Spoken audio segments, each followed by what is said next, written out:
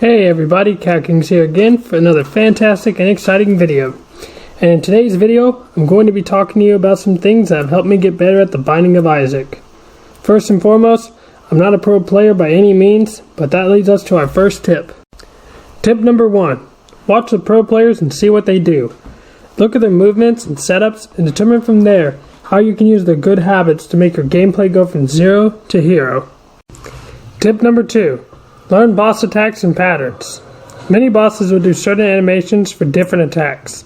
And it's important to learn these, as they'll be able to help you avoid an attack before it starts. Especially later on, you're going to find that trying to play the Binding of Isaac on just reaction is extremely difficult, as the game progressively gets more difficult. You can learn a lot of these things in the Binding of Isaac wiki. Tip number 3. Don't use any mods until after you've beaten Mom. If you don't wait, this can prevent you from unlocking achievements. Tip number 4. This will expand a little bit on the previous tip, but once you've beaten Mom, head in over to the workshop content and get some mods. You can find many helpful ones that will greatly improve your gameplay experience.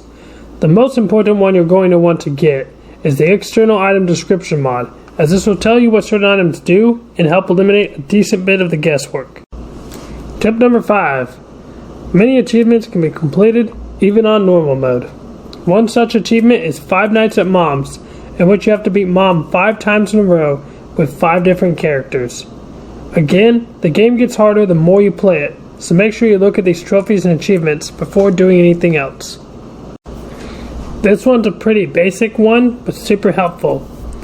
Just hold the reset key 7 times and you'll get the half soul heart unlocked. You can also use this to quickly spawn in different runs. I do it sometimes until I start with an item room that unlocked at the beginning. Tip number 7. Download the No More Breakfasting mod.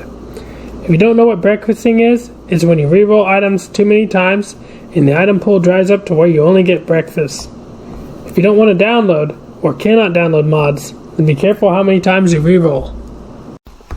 Tip number 8. Secret rooms and super secret rooms. You won't be able to perfectly guess them, but this will help you at least not do it blindly. Secret rooms will always be bordered by at least 3 other rooms, but will never border the boss room or the treasure room. Check some of the links in the description for a really helpful guide from a pro Binding of Isaac YouTuber. Tip number 9. Tinted rocks. Tinted rocks are off-colored rocks that have an X on them. These rocks can be blown up and may contain soul hearts and other useful items. Upon blowing them up 100 times, you'll unlock Small Rock, which is a useful damage upgrade. Alternatively, if you want to make it very easy and you have the latest Repentance update, then I would download the mod that helps tinted rocks stick out like a sore thumb. Tip number 10. Isaac's room is a black market that has items you can't get otherwise. You'll have to use 2 bombs to get here. You can identify this by a rug in the middle of a room and a bed being in the corner. Tip number 11. The dressers that players find are useful. Not only can they change your wardrobe, but they can be bombed to drop a few pills. These are great to blow up if you have the PhD item in your current run or have high luck to give you better pill drops. Tip number 13. Upgrade the shops as soon as you can. For the first upgrade, you'll need 600 coins. This will grant the Magic Shop, which allows 2 items and 4 consumables. Donating 999 will unlock everything else. Tip number 14. Clear the most important challenges. Some of these are going to be as follows. Challenge number 2 unlocks Jera. 9 unlocks the Chaos card. 10 the credit card. 12 Card Against Humanity. 15 Swallowed Penny. 17 Death's Touch. And 18 Technology Point 5. All these are great beginner-friendly items to help with your runs. Tip number 15. Blow up shopkeepers. By doing this, you'll increase your chances of getting a devil or angel room. Although from what I've seen, you can only do this once per floor. Speaking of which, to get a guaranteed devil room, make sure you don't take red heart damage. If I can spare some money, I load up on soul hearts in the shopkeeper's room. You can use your bombs to reroll the machine. If you want to heavily increase your chances of getting an angel room, then don't take the deal with the devil. Otherwise, that's out the window for the rest of the run. Or better yet even, don't even enter the devil room during the run, as this will dramatically increase your chances. But if you're going to, a personal devil deal I love is Flight and Brimstone. Flight can be used to access many different hard-to-reach coins, pills, items, etc. The biggest differences you'll find between devil and angel rooms is that devil rooms tend to focus on damage increase or abilities for offensive runs at the cost of health. Usually items are of better quality too, while angel rooms have lower quality items, but are heavily defensive and free to get.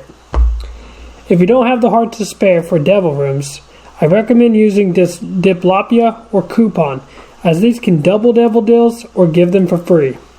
But honestly, unless you have this, I'd go with angel rooms, as devil rooms item pools have become entirely too bloated, and the secret items were brought into the regular item pool for angel rooms, making it much easier to get great drops in this new Repentance DLC. You can also increase your devil angel room chances by donating to the shopkeeper machines, and if you want the coins back, you can have them in any later runs by using a bomb on the machine. Just be aware there's a limit to how much you can donate or blow up the machine per run. Tip number 16, last tip for today's video. If you've ever killed all the visible enemies, or there are very few visible enemies when you enter a room, especially in the harder difficulties, keep a lookout for Mom's hands. They make a sound cue, and you'll be able to tell where they are by the shadow that appears before they descend. A good way to practice precaution for this is to get used to always moving as you play. This will also help you with dodging enemy fire. Well, I hope you all enjoyed that video, and as always, let me know what you think down below. Be sure to like, comment, subscribe, tell a friend about this video. Until next time, this is Cow Kings signing off.